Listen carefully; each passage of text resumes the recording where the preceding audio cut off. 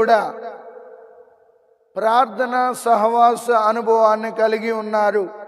అబ్రహాము వేకువజామునే ప్రార్థన చేసి ప్రభు యొక్క గొప్పతనాన్ని చవిచూసాడు.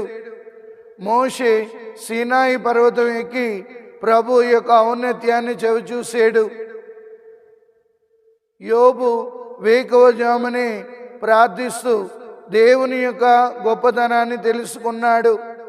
మన అనుదిన జీవితంలో కూడా ప్రభు ఉత్తముడని, ప్రభు గొప్పవాడని ఏ రీతిగా మనం చెప్పగలము అంటే, మొదటగా మనకి ప్రభువుతో ప్రార్థనా సహవాసం కలిగి ఉండాలి. ఎవరెవరైతే విడవకుండా